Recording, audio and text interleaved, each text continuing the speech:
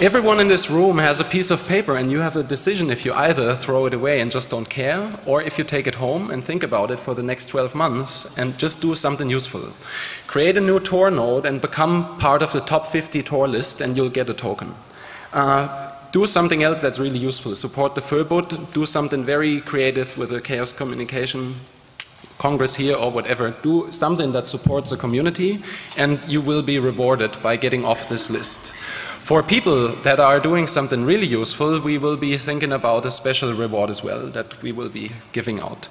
So that is maybe how we'd like to, it's another try how we try, or another angle that we try to take to involve every one of you, to not just stand by idly and watch, but just become active and do something that is according to what you can actually do and according to your potentials.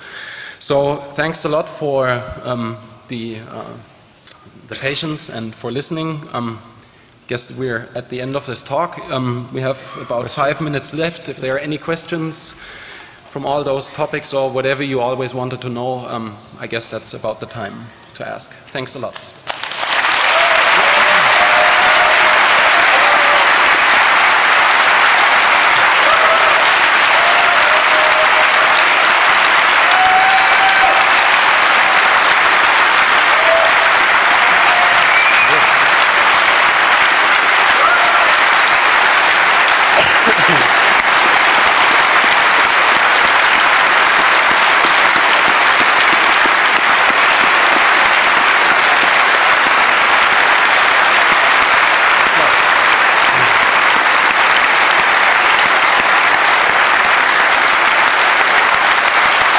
Thanks.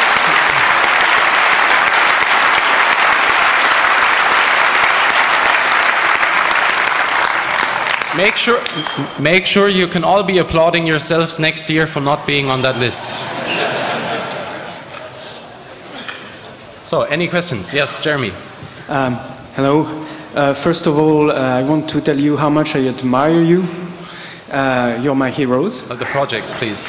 I'm Jeremy Zimmerman. I'm co-founder of La Quadrature du Net. And I don't say this because we, as activists, make the same kind of calls very often. But you're here calling people to become heroes and participate to your ongoing courageous effort. What I want to do for everybody who doesn't want to become a hero or may think he doesn't have time or something like this, you can also use your money to support. I gave a few euros. I gave a few euros to WikiLeaks. I gave a few euros to Wikipedia. I became a member of EFF and so on. And this is something you can do that is very easy and very, very helpful. Thanks, Germany. Yes, thanks. Yeah, thank you very much. Big respect to you guys. But this has become like a prayer meeting, so I really can't resist the urge to bring it down by asking you what I hope is a difficult question. I just wondered if you wanted to comment on your role in the release of the hacked emails of the UEA Climate Research Centre and the following misreporting by the media, which, as far as I've had the time to judge, was misreporting. Do you have any kind of philosophy there? I don't say you shouldn't have published them, but I wonder if you're philosophical about that now. Absolutely. I wanted this to be one of the things on the list, but it would take too long to talk about. To give you some background for the people who weren't maybe not aware of the issue, the CRU is the climatic research unit in the UK at the University of East Anglia, and it has some of the most famous climate scientists in the world whose recommendations go into the IPCC, the International Panel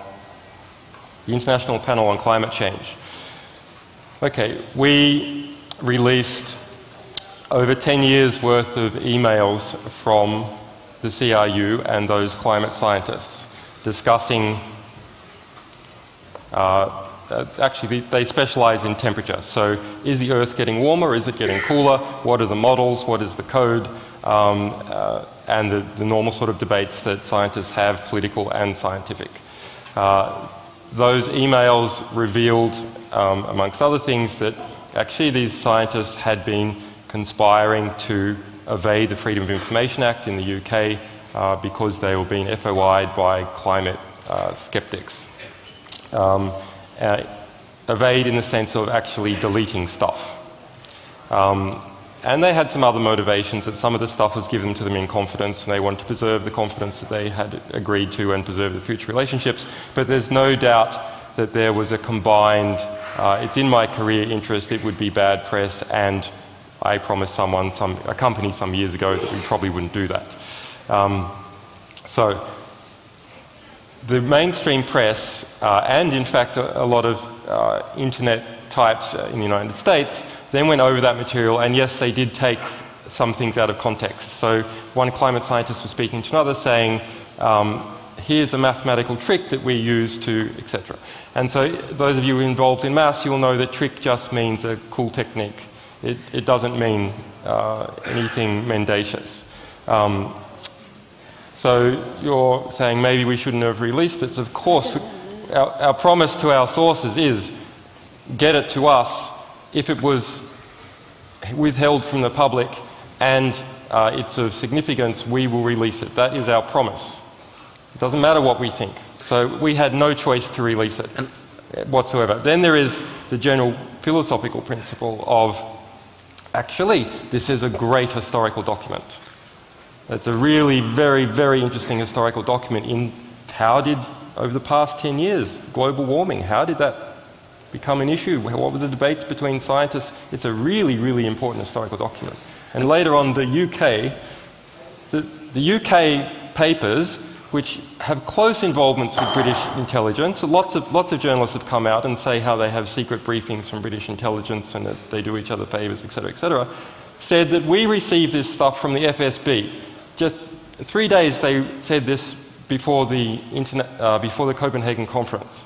So my opinion is that probably, not certainly, maybe the papers did it by themselves, but probably UK intelligence tried to frame us as being a conduit for the FSB because actually they didn't like the truth of what was in those emails. Absolutely outrageous. And one detail as well, just because the effect, which is very important. When this was published, at some point in time the CRU proclaimed that they are misrepresented by this selection of information and that they will see into publicating the rest of the material that they have to correct the picture. So this is essentially something that needs to be triggered by something like this. Yes. This is the most positive effect you can have from such a publication, is that someone says, this is not the full picture, so I'll give you everything that I kept secret before, but I'll publish it now just to make sure that the picture is full and correct. Yeah. So what we want people to do is fight with the truth. If people shoot truth at each other, then after the bodies are cleared away, all that remains is the bullets of truth in the historical record, and then we can get somewhere. Thank you very much. It's honesty and thoughtfulness like that which will definitely be seeing me trying to get off your list next year. Thank you. Thanks.